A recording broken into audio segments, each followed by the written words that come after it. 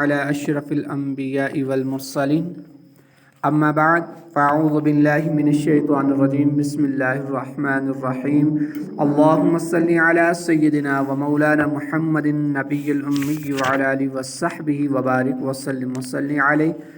اللہ رب العالمین سورہ یونس آیت نمبر 94 اور 95 کے اندر ارشاد فرما رہا ہے فَإِن كُنْتَ فِي شَكٍّ مِّمَّا أَنزَلْنَا إِلَيْكَ فَاسْأَلِ الَّذِينَ يَقْرَؤُونَ الْكِتَابَ مِن قَبْلِكَ لَقَدْ جَاءَكَ الْحَقُّ مِن رَّبِّكَ فَلَا تَكُونَنَّ مِنَ الْمُمْتَرِينَ وَلَا تَكُونَنَّ مِنَ الَّذِينَ كَذَّبُوا بِآيَاتِ اللَّهِ فَتَكُونَ مِنَ الْخَاسِرِينَ۔ تو ہے سننے والے، اگر تجھے اس میں کوئی شک ہو جو ہم نے تیری طرف اتارا ہے تو ان سے پوچھ لو جو تجھ سے پہلے کتاب پڑھنے والے ہیں۔ بے شک تیرے پاس تیرے رب کی طرف سے حق آیا تو ہرگز شک والوں میں نہ ہو اور ہرگز ان میں نہ ہونا جنہوں نے اللہ کی آیتوں کو جھٹلایا، اور نہ تو نقصان اٹھانے والوں میں سے ہونا۔ فَإِن كُنْتَ فِي شَكٍّ، تو ہے سننے والے اگر تجھے کوئی شک ہو۔ اس آیت یعنی ان دونوں آیات مقدسہ کا خلاصہ یہ ہے کہ سننے والے، اگر تمہیں ان قصوں میں کچھ تردد ہو جو ہم نے اپنے رسول محمد مصطفیٰ صلی اللہ علیہ وسلم کے واسطے سے تمہیں بیان کیے ہیں تو تم علماء اہل کتاب جیسے حضرت عبداللہ بن سلام رضی اللہ تعالی عنہ اور ان کے ساتھیوں سے پوچھ لو تاکہ وہ تمہیں سرکار دو عالم صلی اللہ علیہ وسلم کی نبوت کا اطمینان دلائیں اور آپ کی نعت و وصف جو توریت میں مذکور ہے وہ سنا کر شک دور کر دیں۔ بے شک تیرے پاس تیرے رب کی طرف سے وہ حق آیا جو اپنے واضح دلائل سے اتنا روشن ہے کہ اس میں شک کی مجال نہیں، لہذا تو ہرگز شک کرنے والوں میں سے نہ ہو اور ہرگز ان لوگوں میں سے بھی نہ ہونا جنہوں نے اللہ تعالیٰ کی واضح دلیلوں کو جھٹلایا، ورنہ تو اپنی جانوں کو خسارے میں ڈال کر نقصان اٹھانے والوں میں سے ہو جائے گا۔ ان الذین حقت علیہم کلمۃ ربک لا یؤمنون ولو جاءتهم کل آیۃ حتی یروا العذاب العلیم۔ بے شک جن لوگوں پر تیرے رب کی بات پکی ہو چکی ہے وہ ایمان نہیں لائیں گے اگرچہ ان کے پاس ہر نشانی آ جائے جب تک دردناک عذاب نہ دیکھ لیں۔ ان الذین حقت علیہم کلمۃ ربک، بے شک جن لوگوں پر تیرے رب کی بات پکی ہو چکی۔ ان دونوں آیات کا خلاصہ یہ ہے کہ وہ قول ان پر ثابت ہو چکا جو لوح محفوظ میں لکھ دیا گیا اور جس کی ملائکہ نے خبر دی کہ یہ لوگ کافر مریں گے اور جب تک وہ موت کے وقت یا قیامت میں دردناک عذاب نہ دیکھ لیں گے ایمان نہیں لائیں گے، اگرچہ سب نشانیاں ان کے پاس آ جائیں، اور اس وقت کا ایمان نہ انہیں نفع بخش ہے اور نہ ہی اللہ رب العالمین ان کے ایمان کو قبول فرمائے گا۔ فلولا كانت قرية آمنت فنفعها إيمانها إلا قوم يونس لما آمنوا كشفنا عنهم عذاب الخزي في الحياة الدنيا ومتعناهم إلى حين۔ تو کیوں ایسا نہ ہوا کہ کوئی قوم ایمان لے آتی تاکہ اس کا ایمان اسے نفع دیتا، لیکن یونس کی قوم جب ایمان لائی تو ہم نے ان سے دنیا کی زندگی میں رسوائی کا عذاب ہٹا دیا اور ایک وقت تک انہیں فائدہ اٹھانے دیا۔ فلولا، تو کیوں ایسا نہ ہوا، یعنی ایسا کیوں نہ ہوا کہ ان بستیوں میں سے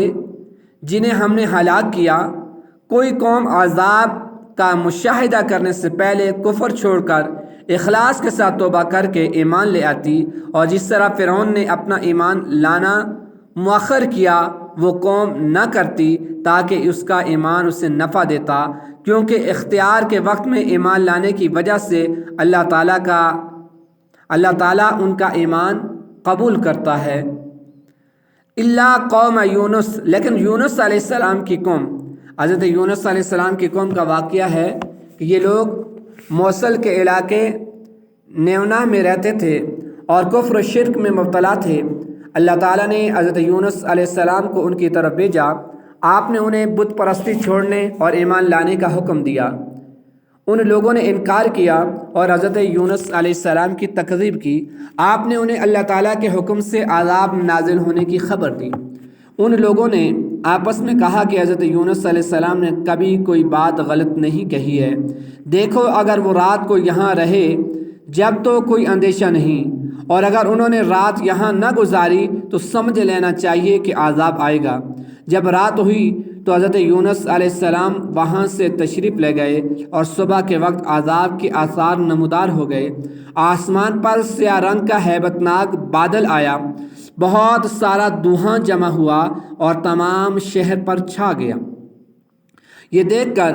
انہیں یقین ہو گیا کہ عذاب آنے والا ہے۔ انہوں نے حضرت یونس علیہ السلام کو تلاش کیا تو آپ کو نہ پایا۔ اب انہیں اور زیادہ اندیشہ ہوا تو وہ لوگ اپنی عورتوں، بچوں اور جانوروں کے ساتھ جنگل کی طرف نکل گئے۔ موٹے کپڑے پہن کر توبہ اور اسلام کا اظہار کیا۔ شوہر سے بیوی اور ماں سے بچے جدا ہو گئے اور سب نے بارگاہ الہی میں گریہ وزاری شروع کر دی اور عرض کرنے لگے کہ جو دین حضرت یونس علیہ السلام لائے ہیں ہم اس پر ایمان لاتے ہیں۔ چنانچہ انہوں نے سچی توبہ کی اور جو جرائم ان سے ہوئے تھے انہیں دور کیا، پرائے مال واپس کیے، حتیٰ کہ اگر دوسروں کا ایک پتھر کسی بنیاد میں لگ گیا تھا تو بنیاد اکھاڑ کر وہ پتھر نکال دیا اور واپس کر دیا۔ اللہ تعالیٰ سے اخلاص کے ساتھ مغفرت کی دعائیں کی تو پروردگار عالم اللہ رب العالمین نے ان پر رحم کیا، دعا قبول فرمائی اور عذاب اٹھا دیا گیا۔ اس آیت سے، اس واقعے سے ایک سوال یہ بھی پیدا ہوتا ہے کہ کچھ دن پہلے ہم نے فرعون کا واقعہ پڑھا کہ جب فرعون نے حضرت موسیٰ علیہ السلام کا تعاقب کیا، ان کے پیچھے گیا، تو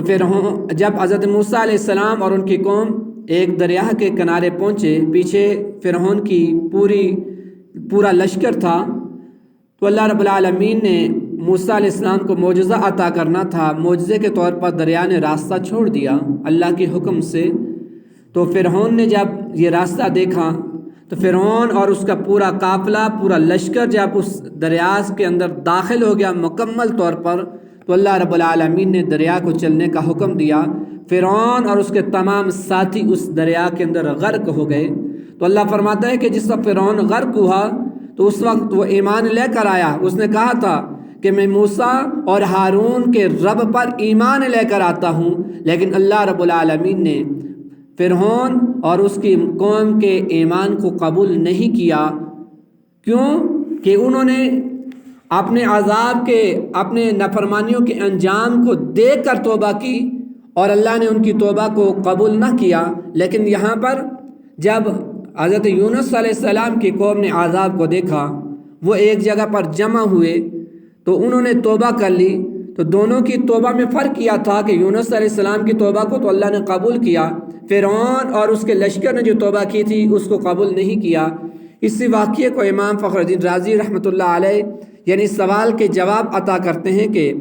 فرعون کی توبہ اور حضرت یونس علیہ السلام کی قوم کی توبہ میں واضح فرق یہ ہے کہ وہ یہ کہ فرعون نے عذاب کا مشاہدہ کرنے کے بعد توبہ کی تھی، جبکہ حضرت یونس علیہ السلام کی قوم پر جب وہ نشانیاں ظاہر ہوئیں جو عذاب کے قریب ہونے پر دلالت کرتی ہیں تو انہوں نے عذاب کا مشاہدہ کرنے سے پہلے اسی وقت ہی توبہ کر لی تھی۔ اس کا مطلب یہ نکلا کہ نزول عذاب کے بعد توبہ قبول نہیں، البتہ نزول عذاب سے پہلے صرف علامات عذاب کے ظہور کے بعد توبہ قبول ہو سکتی ہے۔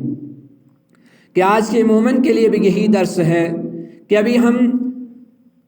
دیکھ رہے ہیں کہ اللہ رب العالمین کے عذاب، اللہ رب العالمین کی آزمائش کی مختلف جہلکیں ہم پر ظاہر ہو رہی ہیں، کبھی آندھی کی صورت کے اندر، کبھی طوفان کی صورت کے اندر، کبھی زلزلے کی صورت کے اندر، مختلف عذابات کی، اللہ رب العالمین کی عذابات کی صورتیں ہمارے اوپر نازل ہو رہی ہیں۔ ابھی وقت ہے ہمارے لیے کہ ہم اللہ کی بارگاہ میں اللہ کی دہلیز پر توبہ کر لیں، اپنے گناہوں سے استغفار کر لیں۔ یقیناً یہ عذابات، یہ آزمائش ہمارے گناہوں کی بدولت ہیں۔ آج اگر اجتماعی استغفار، اجتماعی توبہ نہ کریں گے تو یقیناً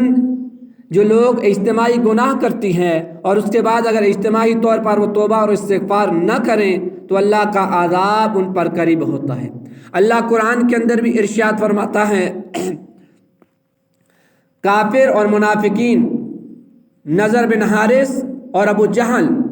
جب انہوں نے اللہ کے احکام کو جھٹلایا تھا، جو اللہ کے نبی صلی اللہ علیہ وسلم پر آیات مقدسہ نازل ہوئیں، قصے نازل ہوئے، واقعات نازل ہوئے، ان کو جھٹلایا تھا، تو ان کے اندر انہوں نے کہا تھا کہ اللہ اگر ہم جھوٹے ہیں تو اگر یہ قرآن سچا ہے، یعنی یہ قرآن تیرا کلام ہے، تو ہم پر آسمان سے حجارہ پتھر برسا دے یا عذاب علیم، یا ہم پر دردناک عذاب نازل کر دے۔ تو ان کے اس دعا پر جو اللہ سے انہوں نے فرعون نے جو اللہ سے منافقین اور کفار نے کی تھی، ابو جہل اور نضر بن حارث نے کی تھی، اس کے جواب میں اللہ نے فرمایا تھا کہ میں اس وقت تک تمہارے اوپر عذاب مسلط نہیں کرتا جب تک تمہارے درمیان نبی محمد صلی اللہ علیہ وسلم موجود ہیں، یا اس وقت تک عذاب نازل نہیں کرتا کہ جب تک تم اجتماعی طور پر استغفار کرتے ہو۔ یعنی اس عذاب کے منقطع ہونے کے دو بڑے سبب ہیں، دو بڑی وجوہات ہیں۔ ایک رسول اللہ صلی اللہ علیہ وسلم کا موجود ہونا۔ اب صحابہ اکرام رضوان اللہ تعالی علیہم اجمعین کے دور کے اندر تو اللہ کے نبی صلی اللہ علیہ وسلم نفس نفیس موجود تھے۔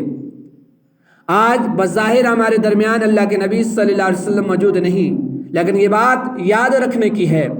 کہ اللہ کے نبی صلی اللہ علیہ وسلم تو ہمارے درمیان بظاہر موجود نہیں، لیکن اللہ کے نبی کی حدیث طیبہ ہمارے درمیان موجود ہیں، وہ احکام، وہ سنت رسول ہمارے درمیان موجود ہیں کہ جو صحابہ کرام علیہم رضوان کے درمیان موجود تھی۔ وہی حدیث طیبہ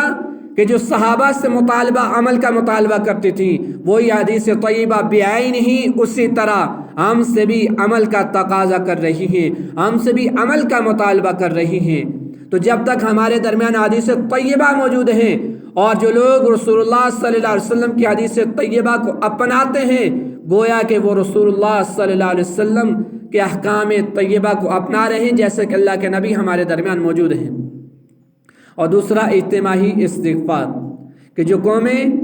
اپنے گناہوں پر اجتماعی طور پر نادم ہوتی ہیں، شرمندہ ہوتی ہیں، اللہ ان سے اپنے عذابات کو، آزمائش کو دور کر دیتا ہے۔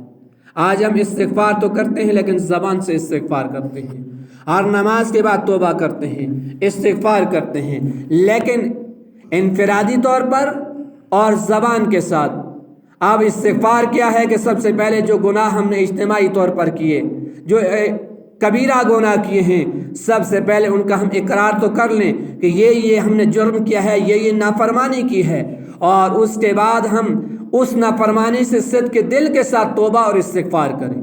پہلا ہے اس کا اقرار کرنا، جرم کا اقرار کرنا، جرم کے اقرار کے بعد اس پر نادم اور شرمندگی کا اظہار کرنا، نادم ہونا کہ مولا یہ مجھ سے گناہ دانستہ طور پر ہو گئے، یہ گناہ جان بوجھ کر دیے، اے مولا اس گناہ پر میں نادم ہوں، شرمندہ ہوں۔ پھر اس کے بعد اللہ کی بارگاہ میں توبہ کرے، استغفار کرے، پھر ایسی توبہ اللہ رب العالمین قبول کرتا ہے۔ تو ہم نہ گناہوں کو ترک کرتے ہیں، نہ ان پر نادم اور شرمندہ ہوتے ہیں، اور اپنی زبان سے ہم استغفار بھی پڑھتے ہیں، اپنی زبان سے ہم اللہ کی بارگاہ میں دعائیں بھی کرتے ہیں اپنے گناہوں کے لیے کہ اللہ تو ہمارے گناہوں سے صرف نظر فرما۔ یہ کیسی توبہ، یہ کیسا استغفار جس پر ہمیں ندامت بھی نہیں اور گناہ چھوڑنے کا عزم مصمم بھی نہیں۔ اللہ ہمیں صحیح معنوں کے ساتھ اس قرآن اور حدیث طیبہ کو سمجھنے کی توفیق عطا فرمائے اور انہیں اپنی زندگیوں پر نافذ کرنے کی بھی توفیق رفیق مرحمت عطا فرمائے۔ وما علیہ الا البلاغ۔